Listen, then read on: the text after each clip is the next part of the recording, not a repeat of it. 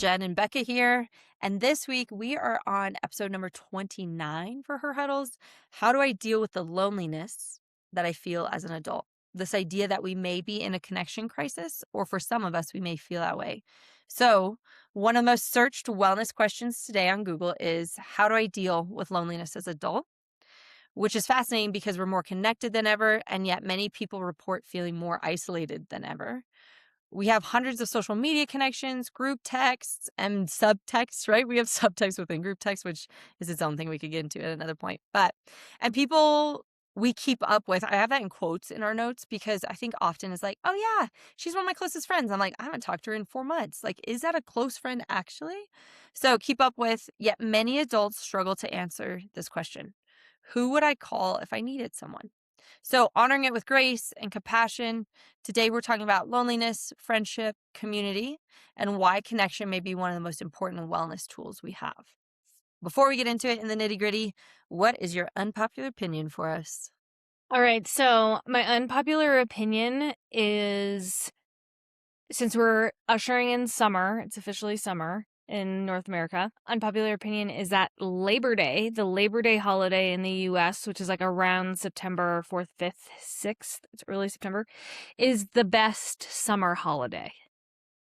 Oh, this is where we're going with that. Okay. You love a good Labor Day to look forward to. What's your best summer holiday? Would you agree with that, or you have a different opinion? I do have a different opinion. I do love it because it's like the start of school often like has been in Colorado a few weeks in, or like things happening. And it's like, all right, let's roll into the fall. It's kind of an invitation to the fall, which is my favorite season. Yeah. But I love 4th of July. I do. Some people are like, boo, hard pass. And that's okay. Haters can hate. I love the popsicles. I love the water and the barbecues and like just chilling. I love that. And then the last piece is, in Colorado, we've always done like sparklers and like low key fireworks. And maybe I'm like from like country hood rat, I don't know, but like we would just always do fireworks. And so, or light a few things off. And it just felt glamorous. And I know people have a lot of different relationships with 4th of July and with the US right now, but I love 4th of July. Cool. Yeah. So I'll hold on to that. But yeah, that's a good one. I did not think I thought you meant when you talked about holiday, like when I saw it in the notes, I was like, oh, she's talking about where are we going? Like, do I get to go to the Maldives or do I get to go like on summer holiday somewhere? Calendar holiday. I was gonna cheat and say my birthday because my birthday's in August, but no one else can say that. So Labor Day is my favorite. Cool. But it's right after your birthday. So that's also a fun thing of like, maybe those coincide of like, okay, I'm going to celebrate my own birthday, but then let's also have a 3-day weekend where, 100%. do you know why Labor Day is your fave? What you said. I think I enjoy like the initiation or sort of the closing chapter of summer, a reflective, like, how was your summer? Always just that time of like August, September has just always been my favorite time of the year because it's a fresh start without being January. You know what I mean? And I've always just loved that. I've always loved that newness that tends to appear around that time. Freshness. Learning that specific about you. That's so fun. Yeah. Yeah. I think there's something to be said about holidays and rituals, right? That was one of the very first episodes, 25, 27 back that we did of like the importance of rituals. And then we talked about nostalgia and different things. And I think that that's what these hold for us, right? Are these memories where even like, as you were asking, I'm like, what about 4th of July? And I'm like, all those things I listed, but it really is the rituals and the rhythms. And even like we used to have a cabin in Nebraska. So we'd jump upside down like life vests and we'd float down the river. Like again, nothing like magnificent, and yet it felt so sacred to me growing up, and I knew it was a staple, or we'd be in St. Louis with my grandparents and love them dearly, and yeah, so I just have some really solid memories. So it sounds like how you have Labor Day as like this sacred place, like that's maybe why I say that about the 4th of July. As much as it is for the country that I'm grateful to be living in and the freedoms, it's more the like very minute, specific details of it. Your lived experience of the holiday too. Yeah. For sure. So let's get into this then. Why do we think so many adults feel lonely? I mean, we could talk about busy schedules, we can go into working from home, parenting years. moving away from family, social media replacing actual connection, loss of community spaces, and everyone else waiting for someone to reach out? Are there like, is one of those sticking out to you, or what do you think? I think we've gotten really good at artificial connection with social media, and I believe that has sabotaged our ability to simultaneously get really good at like authentic connection in real life, face to face, building deep, meaningful friendships or relationships where you truly see another person. Um, I tend to be a little harsh on social media, so that could be me and my bias. But yeah, I think we've gotten really good at artificial connection, and I think that has hurt us in many ways. You're not wrong. I mean, Nick doesn't have social media, and I can't tell you how many times people at the gym, or we had one of our great friends, Brandon, who I've known for most of my life. He came over for dinner and he was like, Nick, I saw da da da da da. And Nick's like, where'd you? And he's like, oh, of course, Becca, like post on social. And it just is part of that because it's, to your point, it's something that it exists. It's efficient. It's fun. It's creative. Like there's so many pros to it. But is it replacing, or is it half as good as the real thing? I would offer yes. And so what do we need to do with that? Because I do think we've accidentally created lives that are efficient but disconnected. And so in being efficient, right? Like we can live anywhere in the world now. That's awesome. Or many places in the world now. That's awesome. We can have job opportunities in many different ways for women, even as we talk about her huddles. Like we're breaking through, or at least pushing into glass ceilings, and we're getting seats at the table, and we're fighting for that. And yet many of us have jobs and all these different things. And so coming to this place of like, as we hold all these different pots, or as we hold all these different roles, we're actually like, "Oh, wait, where's the community that was like, hey, just come over on a Thursday afternoon and let's chat?" Or like, "Oh, we're in a small town, we're all getting together at the community center on a Friday night or under Friday Night Lights." Like in Denver, Friday Night Lights exists in 200 high schools, right? And so even just proximity wise, it doesn't make sense like it used to. And so I think that's where it's like that accidental. But now what we need to do is actively say, okay, what role am I gonna create energy or choose to offer for other people Yeah. and for myself? So I there's a question.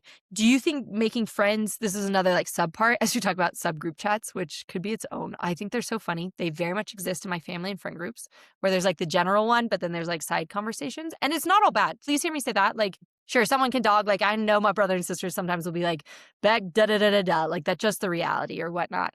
But honoring everyone, it's with group chats and like subgroup chats, it's a reality of like how, again, how do I connect at a deeper level? So one of the subreddit things was, did making friends get harder as an adult than you expected? Mm.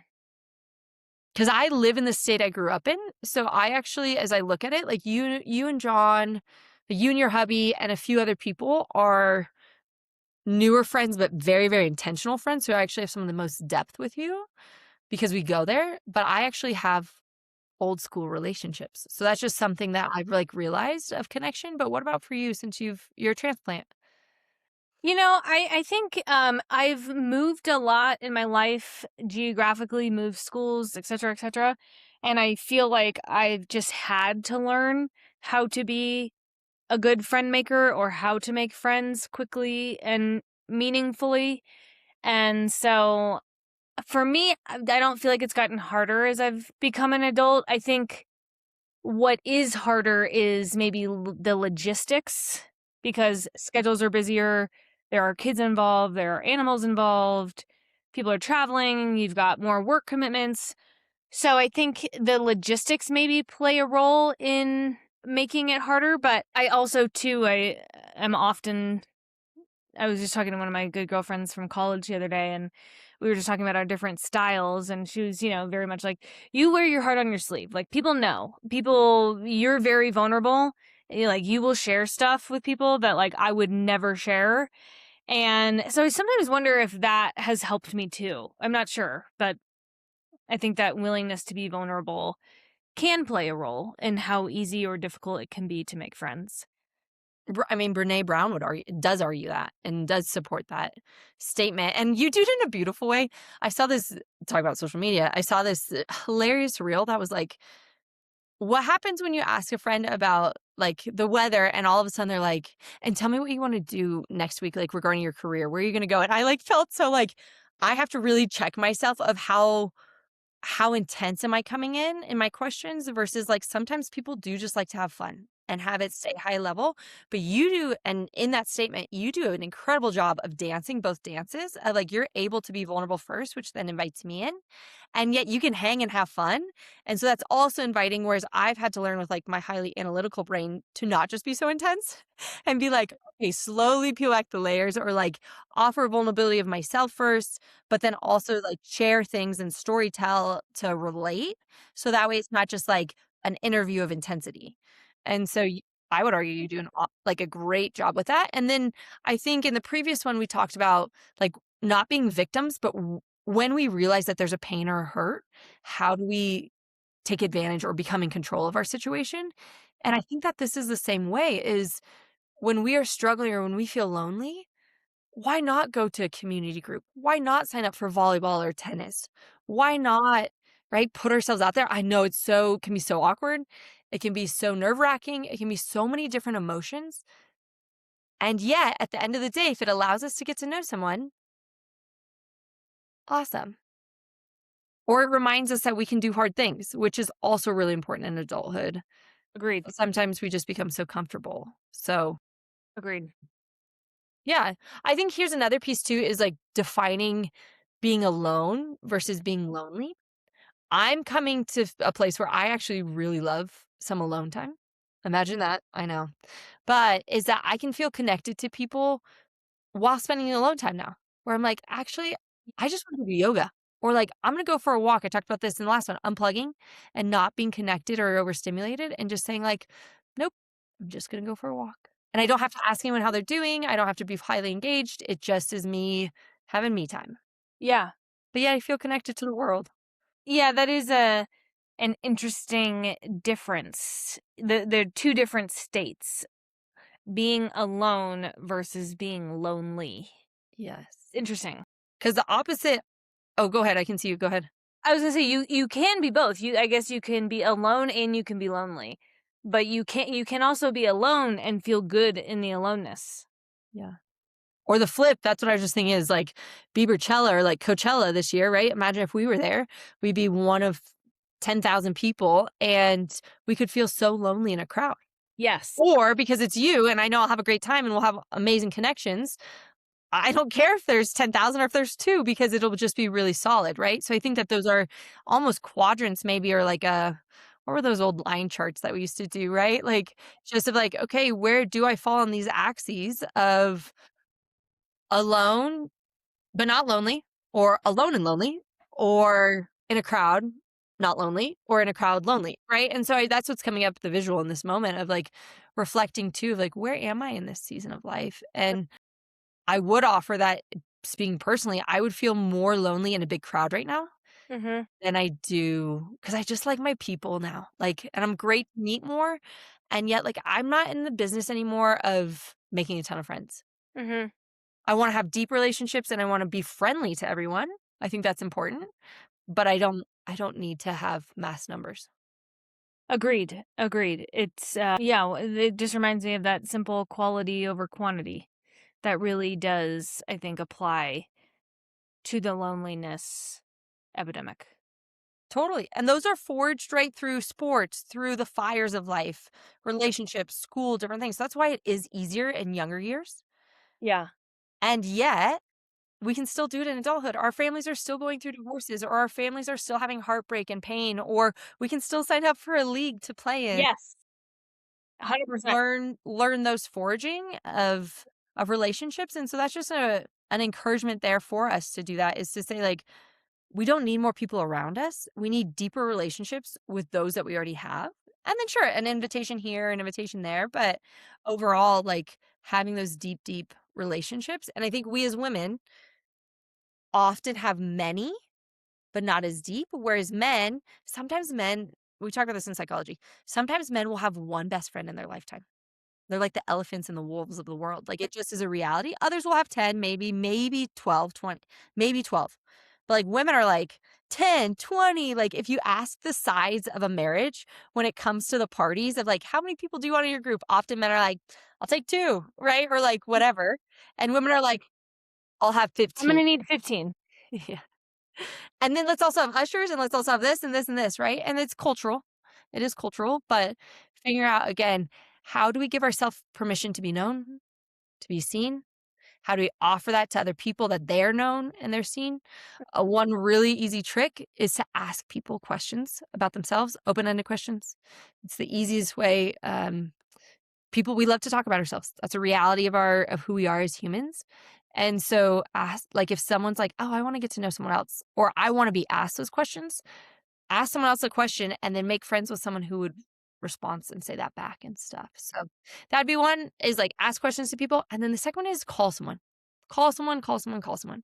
Maybe it's a grandma, maybe it's an auntie, maybe it's a friend that you haven't connected to in 6 months. So I'm going to call a friend that lives out of state, but that's my commitment for today and that I'm going to just bring someone up.